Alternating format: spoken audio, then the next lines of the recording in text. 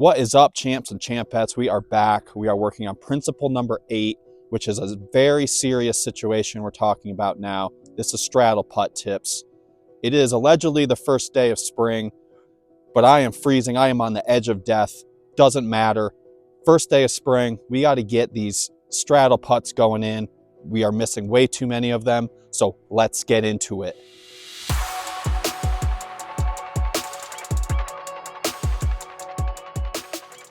We have got 3 tips that are going to get more important. The third one is more important than the first, so let's get into it. The main thing that I see go wrong on course when people are straddle putting is that they are short and left and way too nose up. Essentially, they're just not really committed at all. So part of this first tip that we're going to get into is aiming. I think a lot of the time people are just winging them up there, kind of not expecting to make it. That is the wrong mentality. And let's start working on that. All right, so let's talk about aim. Let's work on that as the first step of our setting up for our straddle putt. We got to set up a good aim. So let's just say I'm out here and I end up with a lie like this. I have zero look at the basket. This tree is right in the way. That's all it takes sometimes is a 4-incher like this. So I've got to straddle out. So what we're going to do for aiming is what we talked about in our previous principle video, principle number 7. We talked about using this xiphoid process, this little bone that's under your sternum here, as a very good internal aiming device. And it's right here, right in front of us. We square it up, and then we go all the way back to principle number 1 with painting the pole, and we use our xiphoid process. We use the pole, we line them up, we make the putt. So that is our first tip when it comes to straddle putting. Go back to principle number 7 if you haven't seen that. Use that xiphoid process. It is a very good internal aiming device that is going to help you hit more straddle putts. Here's our second problem, why you're probably not hitting as many straddle putts as you'd like to hit. You don't practice them.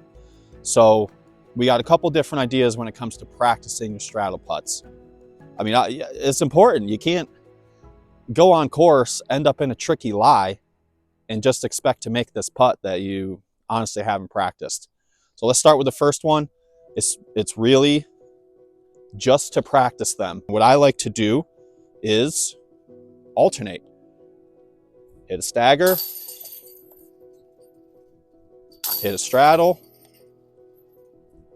hit a stagger. You know, each time that you alternate like that, each of your stances that you're working on is going to get a little bit better. And that is the first step in our practice proposition for you. But like I said earlier, most straddle putts I see are missed high and left. So let's take away the left side chains. Let's practice that way. So what I have set up here, I just put my bag, in the basket. I'm blocking left side chains. You can get our product, the Champ Cap Solo, turn it a little bit to the side, and you can essentially block left side chains in a much more elegant way than this, and also dialing your aim on the target hole. But yeah, block the left side chains. So let's just get used to not having that available. It'll help us putt more directly at the basket with more confidence and hopefully execute. Well, not hopefully execute more of them, definitely execute more of your straddle putts. I'm a little close here. I don't know how this is going to work.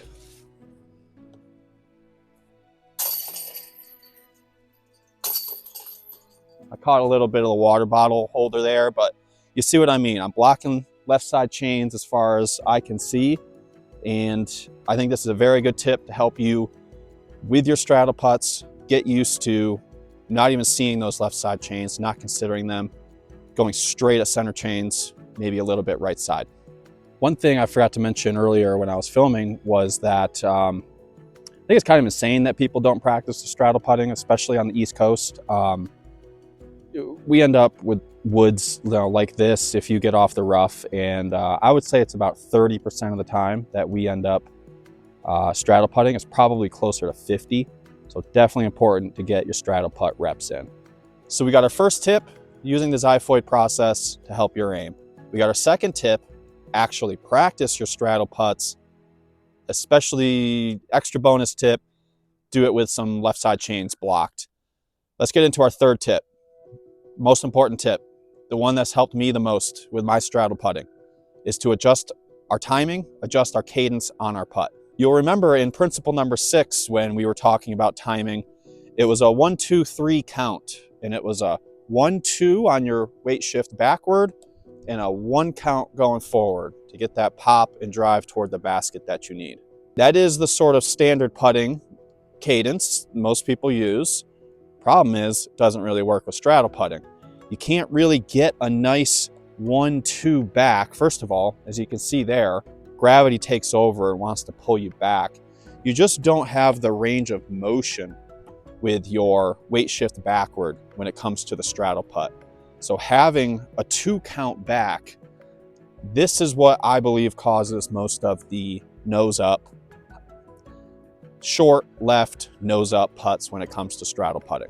This is why you come to Putt Confidently to get the putting tips, because we've got a switch for you, and it's going, I mentioned it in that timing video, I mentioned Casey White's putt with, even he does it just on straddle putts. He has a 1-to-1.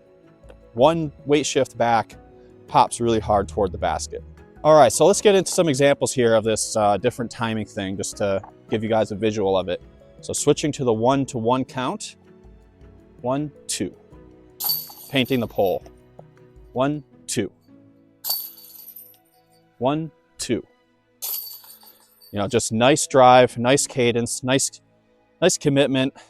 Keeps, you get a lot more pop on it for when you're in a low ceiling type situation. So that is our main tip when it comes to straddle putting. Try switching up that cadence next time you're practicing, next time you're on course, next time you're in that situation. Hopefully this helps you guys with your straddle putting. There are a lot of strokes left out there when it comes to straddle putting. We start getting more of them back. So if you have any questions, if you have any comments, please let us know. Until then, we are going to catch you later on principle number 9, which is going to be talking about our pre-shot routine. There is some fire sports science tips we've got for you. There is something the pros are doing in every sport that you are probably not doing. So we will check you later.